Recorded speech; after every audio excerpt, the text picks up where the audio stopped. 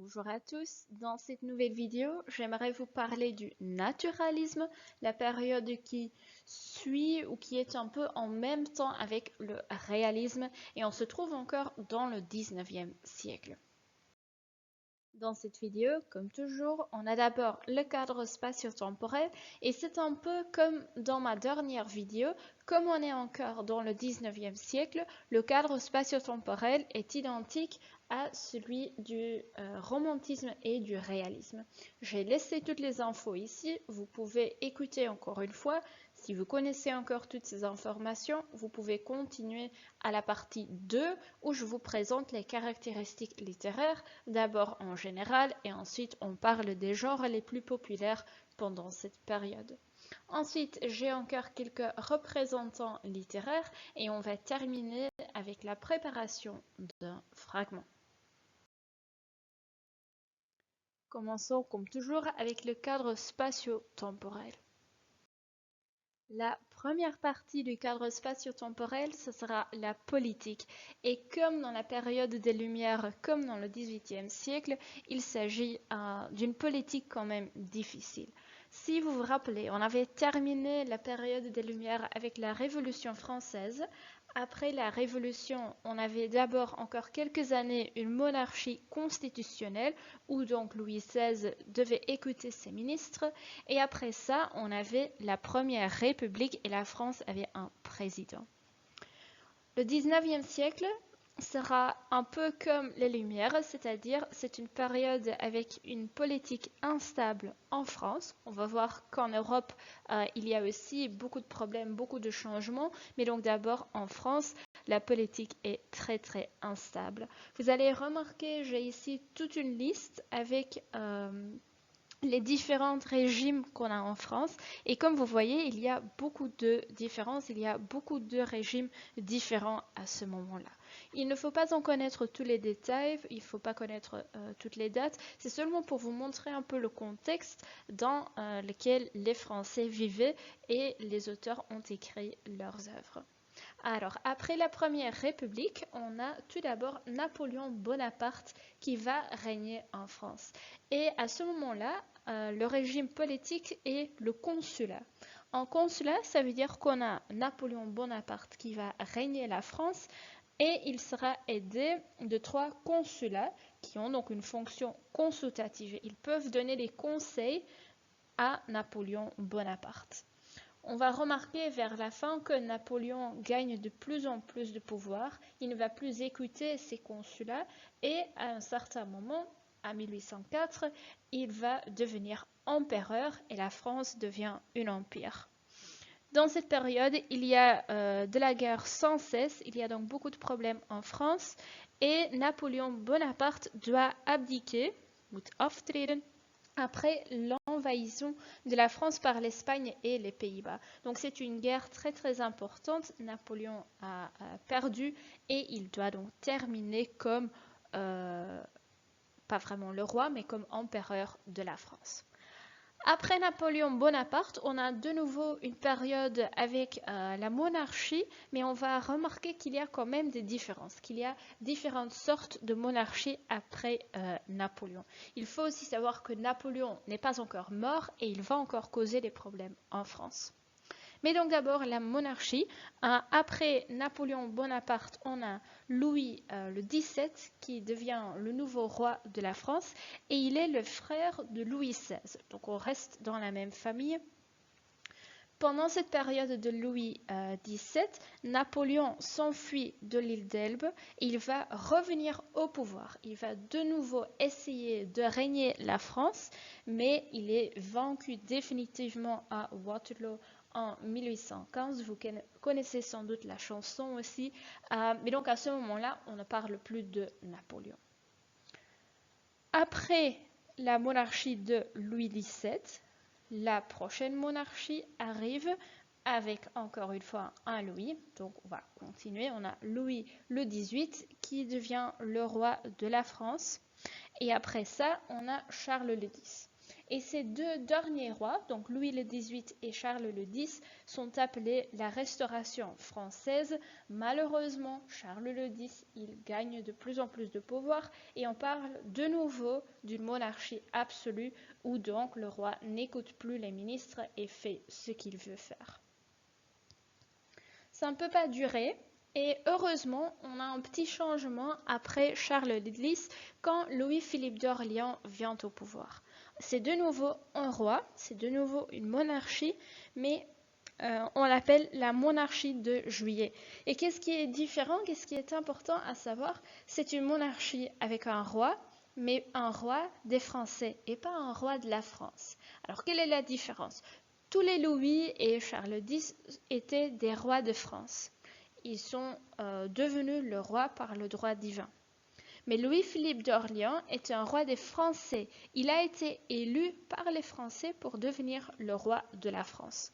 C'est aussi une période importante pour la colonisation française, donc où la France gagne aussi beaucoup de richesses. Donc c'est une période un peu mieux pour la France. Jusqu'ici, vous avez plus ou moins la période dont on a besoin pour le romantisme. Mais dans cette partie, dans ce cadre spatio-temporel, je vais déjà vous présenter tout ce qu'il faut connaître pour le siècle complet. Vous allez remarquer, il y a beaucoup de choses qui sont importantes pour tout le siècle, donc je vais déjà les présenter ici. Alors, après toutes les monarchies, la France va encore une fois devenir une république. Et donc, on parle de la Deuxième République. Et c'est un peu selon le modèle des États-Unis, c'est-à-dire on a un président chaque fois pour 4 années et après, il faut en choisir un autre. Et le premier président de la Deuxième République, et je dis le premier, c'est aussi le seul président dans la Deuxième République, sera Louis-Napoléon. Et Louis-Napoléon, c'est le neveu de Napoléon Bonaparte. Vers la fin de sa période, normalement, on devait choisir un autre président, mais Louis-Napoléon veut rester au pouvoir et il devient empereur, un peu comme Napoléon Bonaparte. Il a choisi le nom Napoléon III. Donc, à ce moment-là, on parle du Second Empire pour la France. La France sera de plus en plus libéralisée et on arrive, après une longue période, de nouveau à une république. Et vous remarquez donc la Troisième République, là on est déjà à la fin du 19e siècle. Pour vous montrer ce qui se passe encore dans la politique, vous connaissez la France aujourd'hui comme une république, donc ça veut dire après la troisième, on a eu la 4e République avec Charles de Gaulle et ensuite la 5e République qui continue encore aujourd'hui. Donc aujourd'hui, actuellement, la France est la 5e République où on a déjà eu des présidents comme Sarkozy, Mitterrand et actuellement on a le président Emmanuel Macron.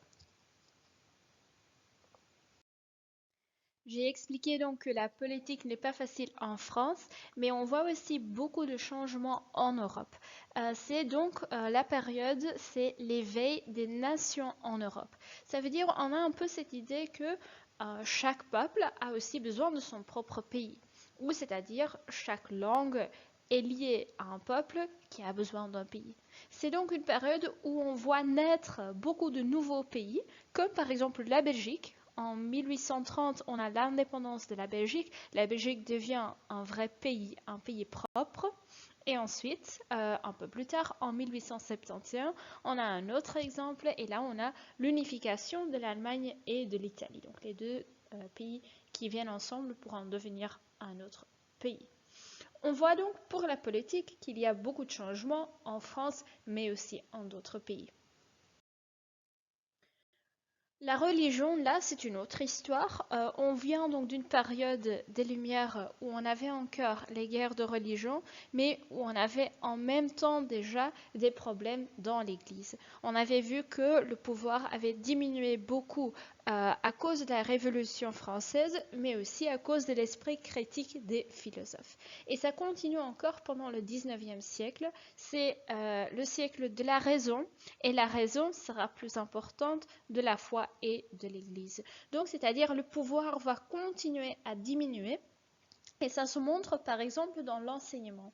L'enseignement devient laïque. Ça veut dire que l'Église ne pouvait plus se mêler dans l'enseignement. Avant, on avait l'Église qui allait déterminer les sujets donnés à l'école et maintenant, c'est le gouvernement qui va l'organiser et l'Église ne peut plus aider ou ne peut plus avoir une influence dans l'enseignement. On voit aussi dans la société qu'il y a quelques changements. On vient donc d'une période où la raison était hyper importante, où on avait l'idéal du philosophe. Et ça continue encore un peu dans la société du 19e siècle, mais on voit aussi en même temps, et c'est surtout dans la littérature, qu'il y a aussi d'autres réactions. Donc, tout d'abord, on a donc la raison qui est encore importante. On a par exemple Auguste Comte, qui est philosophe et scientifique, qui a cette idée du positivisme. C'est-à-dire, il et encore beaucoup d'autres personnes dans la société ont une confiance énorme dans le progrès scientifique. Le 19e siècle est une période où on a beaucoup de changements dans les sciences et dans la société, où on découvre beaucoup de nouvelles principes et on en a confiance. On croit que c'est le futur et qu'il faut continuer à progresser grâce aux sciences. En même temps, on a aussi l'empirisme qui continue. On avait déjà les débuts pendant les Lumières. Auguste Comte a encore précisé l'empirisme, et c'est-à-dire que toute connaissance doit être basée sur l'expérience. Ce qui montre encore une fois l'importance des sciences. Il faut donc utiliser les sciences pour avoir des expériences, pour en trouver des connaissances. On ne peut pas être sûr si on ne l'a pas essayé ou si l'on n'a pas vu ça soi-même. Tous ces changements dans les sciences vont aussi avoir une influence pour l'économie. Et le 19e siècle est alors la période de la révolution industrielle. On va essayer d'adapter tout ce qu'on a appris des sciences dans l'industrie. Et ça veut dire qu'on va maintenant utiliser des machines pour la production de certains articles et que l'argent et l'économie deviennent de plus en plus importants dans la société. Il y a beaucoup d'effets positifs, c'est-à-dire c'est une période pleine de nouvelles inventions. On a par exemple le locomotive à vapeur qui sera très très important pour le commerce. C'est grâce au locomotive à vapeur qu'on peut construire de nouveaux chemins de fer et comme ça on peut avoir de la commerce avec d'autres villes et d'autres pays, ce qui est bien sûr important pour l'économie. Mais en même temps, on voit aussi une autre côté, c'est-à-dire toutes ces machines qu'on a inventées pour produire tous ces articles ne peuvent pas fonctionner sans avoir aussi des personnes qui travaillent dans les fabriques et dans les usines. Mais on va voir que les conditions de travail ne sont pas vraiment faciles, c'est-à-dire le prolétariat, donc le peuple, vit encore dans la misère. Ils doivent travailler dans des conditions inhumaines, ils ne sont pas bien payés, ils ne sont pas vraiment soignés. Et c'est aussi logiquement qu'on va commencer à s'organiser en syndicat. On va essayer de trouver quelqu'un qui veut défendre les droits du prolétariat pour le travail et ça va encore causer des problèmes, mais vers la fin, on a quand même gagné quelques droits pour le prolétariat. Vous voyez ici deux images. À gauche, on a un exemple d'une usine en France, mais à l'autre côté, à droite, on voit que les conditions de travail ne sont pas très agréables pour y travailler. La dernière partie de notre cadre spatio-temporel, c'est la langue. Et on va voir pour la langue qu'on va continuer avec la politique linguistique de la période précédente. Pendant le XVIIIe siècle, on avait déjà fait beaucoup d'efforts pour la diffusion de la langue française et pour montrer seulement un français et pas toutes sortes de dialectes et de patois. Et ça va continuer pendant le XIXe siècle. Pendant le XIXe siècle, on va surtout se concentrer sur l'enseignement. Et on a par exemple le ministre Jules Ferry qui a créé quelques lois pour l'enseignement primaire en français. Il faut savoir, pendant la période des Lumières, l'enseignement primaire n'était pas encore obligatoire, ce qui veut dire qu'il y avait beaucoup d'enfants qui ne parlent pas bien le français. et plus tard des adultes aussi. Donc Jules Ferry a dit, bon, il faut que l'enseignement primaire soit obligatoire, mais en même temps gratuit. Si les enfants ou si les parents doivent payer pour l'école, ils ne vont pas envoyer leurs enfants. Mais si c'est gratuit, alors comme ça, c'est plus facile pour gagner des enfants pour l'enseignement primaire. Et comme l'enseignement primaire est en français, tout le monde va apprendre cette langue là-bas. Deuxième partie de la vidéo, là j'aimerais vous présenter les caractéristiques littéraires du naturalisme et on peut déjà donner une petite définition. Le naturalisme est un peu comme le réalisme mais beaucoup plus sombre. Alors, vous retrouvez ici une petite liste de tout ce qu'on a déjà vu pendant le 19e siècle. Et on avait vu la première partie du 19e siècle était consacrée au romantisme, qui était une réaction contre la raison des Lumières, et on avait là trouvé de la place pour les sentiments personnels. Les réalismes, c'était le contraire, c'était une réaction contre le romantisme où on voulait éliminer le sentiment personnel.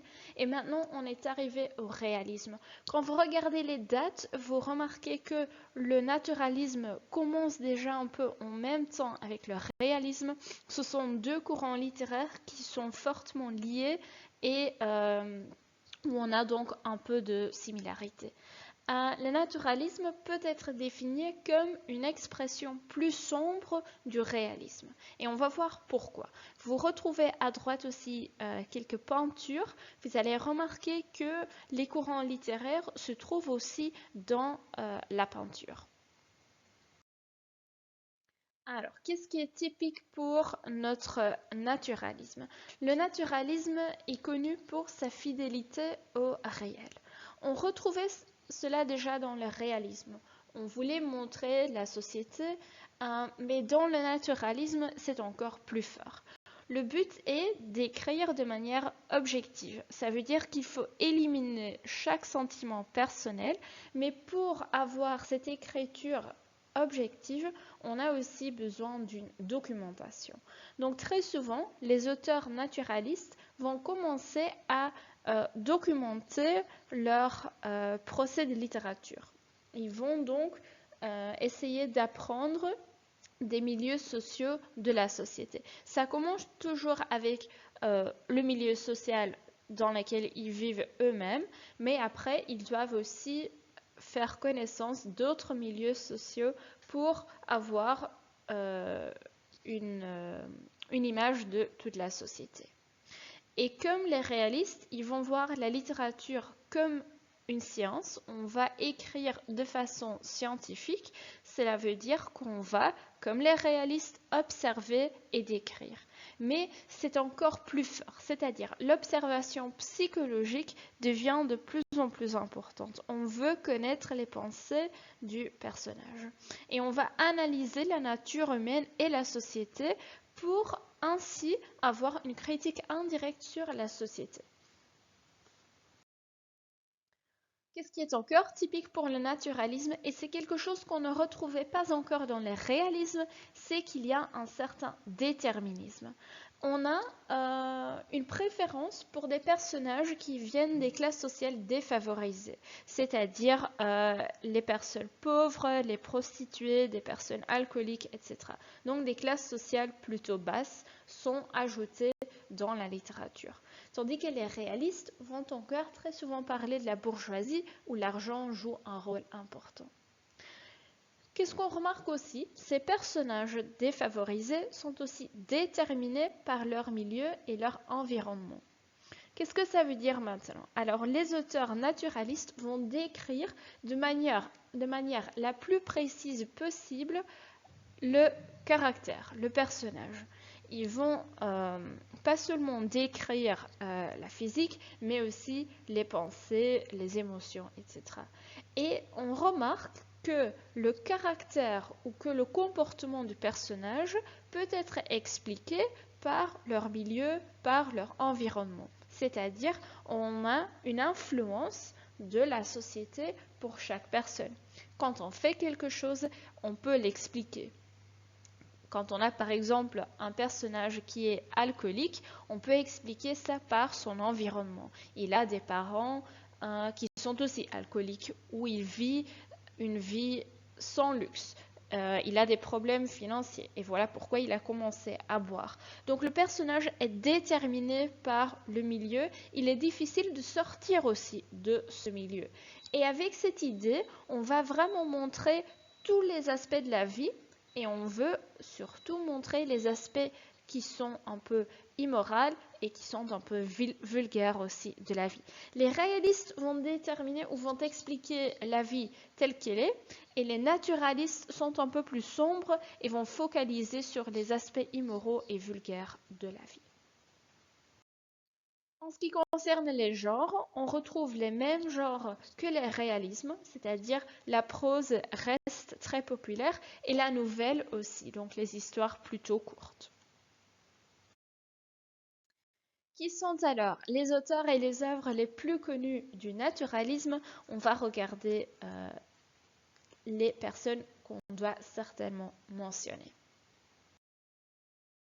Et on va commencer avec le chef de file du naturalisme et c'est Émile Zola. Comme on avait Honoré de Balzac comme précurseur du réalisme, on a ici Émile Zola comme chef du naturalisme. Il était écrivain et journaliste aussi, et on peut aussi mentionner qu'Émile Zola était aussi engagé dans la politique, c'est-à-dire il a joué un rôle important dans l'affaire Dreyfus. C'est quelque chose qu'il ne faut pas nécessairement connaître, mais que j'aimerais quand même mentionner, parce que l'affaire Dreyfus a quand même caractérisé la politique, pas seulement de la France, mais aussi d'autres pays. De quoi s'agit-il? Alors, il s'agit d'une affaire d'accusation et de condamnation incorrecte de quelqu'un juif de l'armée. On l'avait accusé de beaucoup de choses, on avait emprisonné cet homme, mais plusieurs personnes avaient découvert qu'il n'était pas le vrai coupable. La politique n'a pas voulu montrer cela et beaucoup de personnes se sont engagées à montrer cela. Dans ces personnes, on retrouve aussi Émile Zola et il a écrit une lettre dans un journal qui commençait avec les mots « j'accuse ». Ik beschuldig, pour expliquer ce qui s'est passé et pour essayer de libérer Dreyfus. Cela a marché, on a trouvé le vrai coupable, mais cette affaire a vraiment caractérisé la politique, a montré qu'il y avait quand même beaucoup de problèmes dans la politique, et Émile Zola, écrivain et journaliste, s'est donc engagé dans cette politique. Ce qui est plus intéressant pour nous, c'est bien sûr Émile Zola comme écrivain, et c'est quelqu'un qui a aussi pensé sur la littérature même. Il a aussi écrit des textes dans lesquels il a caractérisé sa façon d'écriture. Et il explique lui-même qu'il y a chaque fois 3 étapes quand il va écrire une histoire. Et il commence toujours par se renseigner par lui-même. Il va regarder ce qu'il a vu, ce qu'il a entendu, toutes les choses qu'il connaît déjà lui-même.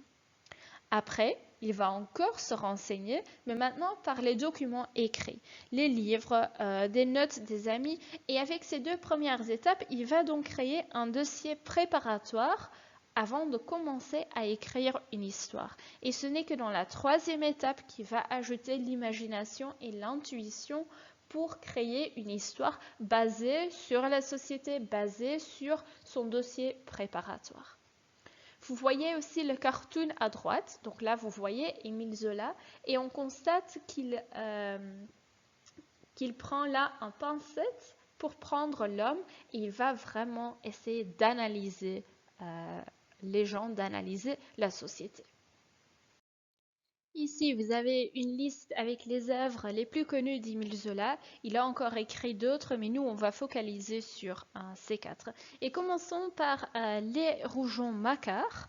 C'était au début de sa carrière littéraire. Et Les Rougon-Macquart est en fait une série. Il s'agit de plusieurs romans dans lesquels on retrouve l'histoire d'une famille, la famille Rougon-Macquart. Et dans chaque roman, il y a un personnage, il y a donc un membre de la famille et on va comme ça suivre les différentes générations dans les Rougon-Macquart. On apprend aussi tout ce qu'ils ont vécu sous le Second Empire. Donc on retrouve beaucoup d'éléments de la société et de la politique à ce moment-là. Ensuite, on a l'histoire Thérèse Raquin.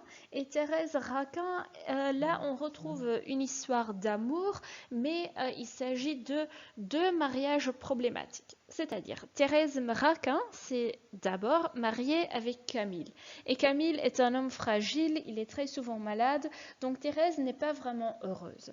Et qu'est-ce qu'elle fait? Elle prend un amant. Et cet amant s'appelle Laurent, un ménage. Ils commencent une relation et après quelques mois, ils ont l'idée de tuer Camille. Et comme ça, ils peuvent commencer une vraie relation, ils peuvent se marier. Ils le font, mais après, ils ont des problèmes de conscience. Qu'est-ce qui se passe? Ils sont anxieux, ils ont des angoisses et ils pensent que le spectre de Camille les hante. Ils se sont mariés, mais c'est donc un mariage qui ne réussit pas à cause de ce souvenir de ce meurtre sur Camille. Et donc, comme le mariage, de nouveau, n'a pas de succès, ils ont la même idée. Donc, Thérèse et Laurent ont l'idée de tuer l'autre personne. À un certain moment, ils vont découvrir qu'ils avaient la même idée et ils vont décider de se suicider ensemble au lieu de tuer l'autre personne. On remarque donc que c'est une histoire qui ne se termine pas vraiment avec une fin heureuse, mais ça montre quand même certains éléments de la société. On retrouve la même chose dans Germinal. Dans Germinal aussi, la société est intégrée, mais là, on retrouve plutôt la vie des mineurs. Dans Thérèse Raquin, on avait la vie des ouvriers, et dans Germinal, on retrouve la vie des mineurs. De mensen die in de mijn werken. Et là, on va suivre Étienne. Étienne, c'est quelqu'un qui travaille dans les mines dans des conditions effrayables. Donc, ce n'est pas vraiment agréable de travailler dans les mines. Et il veut s'engager pour les autres mineurs. Il veut essayer d'avoir des changements. Dans l'histoire germinale, on va suivre l'histoire d'Étienne. Et on remarque que c'est quelqu'un qui n'a pas beaucoup de succès dans l'amour. Et en même temps, il n'a pas beaucoup de succès pour changer la vie des mineurs. Mais il va quand même essayer de s'engager, même s'il y a peu de changements, même s'il n'a pas beaucoup de résultats. Et ça montre aussi un peu la société. Il y a très peu de changements dans la vie du prolétariat en général. Dernièrement, on peut encore mentionner l'Assommoir. Et l'Assommoir est en fait la 7e partie de la série des Rougon-Macquart. Ça fait donc partie de cette famille. Et là, on va suivre Gervaise Macquart. Gervaise est donc une femme dans la famille et elle s'est mariée, elle a 2 enfants, mais à un certain moment, son mari part pour une autre femme. Gervaise va se marier encore une fois, elle a encore un enfant, mais elle doit travailler dur. Elle doit travailler beaucoup pour avoir un peu d'argent, mais elle réussit quand même à ouvrir sa propre boutique. On peut donc penser que c'est quelqu'un qui a eu de la chance, mais très vite, sa vie va changer. Son 2e mari a un accident, il va commencer à boire. Gervaise va essayer de trouver quelque chose pour avoir quand même une vie d'elle-même. Elle commence à donner des fêtes, mais pour cela, elle a besoin d'argent. Donc, elle va s'endetter. Un peu plus tard, le 1er mari de Gervaise revient et Gervaise n'est pas vraiment contente. Elle commence à devenir grosse, elle commence à boire, elle va perdre sa commerce, elle doit se prostituer, son mari va mourir et elle doit mendier, bedelen, et à la fin, elle va mourir de faim et de misère. De nouveau, une histoire qui ne se termine pas avec une fin heureuse, mais qui montre très bien la vie difficile. On voit que Gervaise Macquart est déterminée par son environnement. Elle commence à boire parce qu'elle a des problèmes. Elle doit se prostituer parce qu'elle n'a pas d'argent. Elle ne peut pas sortir de la classe sociale dans laquelle elle vit et ça montre les problèmes de la société du 19e siècle. Après Émile Zola, il y avait encore beaucoup d'autres auteurs qui se sont inspirés par ce chef du naturalisme. Et une de ces personnes est Guy de Maupassant. Guy de Maupassant est d'abord influencé par les réalistes, par Gustave Flaubert et Balzac, mais comme écrivain et comme journaliste, il a vraiment voulu créer un roman objectif, donc qui était plus extrême que le réalisme de Flaubert et de Balzac. Et dans ses romans, il a voulu montrer l'homme contemporain, donc l'homme du 19e siècle. Et on va remarquer qu'il va ajouter dans ses œuvres beaucoup d'éléments qu'il a vécu lui-même. Il faut savoir, Guy de Maupassant est mort de folie à 43 ans. Donc il était déprimé à la fin de sa vie, il avait des problèmes de paranoïa et il est devenu fou. Mais donc, dans ses romans, il voulait un roman objectif où il a vraiment montré les faits et les gestes des hommes et surtout des femmes. C'est quelqu'un qui voulait montrer les femmes et qui a aussi montré que les femmes étaient très souvent victimes de leur situation. Il avait par exemple une préférence pour les prostituées. Il voulait montrer la vie des prostituées dans la société et on remarque que très souvent il y a beaucoup de pessimisme. Et on retrouve ça déjà dans le roman Une vie, écrit par de Maupassant. Et là, on va suivre la vie de Jeanne de Pertuis-Desvaux. Et c'est quelqu'un qui s'est marié avec Julien, mais Julien, c'est quelqu'un qui va tromper Jeanne avec plusieurs femmes. Ils ont 2 enfants, mais un des enfants est mort-né et l'autre enfant, Paul, c'est quelqu'un qui a beaucoup de problèmes de santé. À un certain moment, Julien est tué et Jeanne se retrouve seule parce que Paul est déjà parti étudier. Et Jeanne se retrouve dans une dépression à cause de la solitude. Paul, en même temps, il vit sa vie, mais il va s'endetter, il a des problèmes financiers et pour cela, il va essayer de trouver une solution chez sa mère Jeanne. Jeanne a donc aussi des problèmes financiers et elle a encore des problèmes avec sa dépression. Elle devient de plus en plus triste. Mais vers la fin de l'histoire, on a quand même un peu de lumière, c'est-à-dire Jeanne est de nouveau heureuse quand elle peut prendre soin de son petit enfant. Donc Paul revient à la maison avec un enfant et il demande à Jeanne d'aider à soigner cet enfant. Donc là, on a quand même un peu d'éléments ou quelques éléments heureux.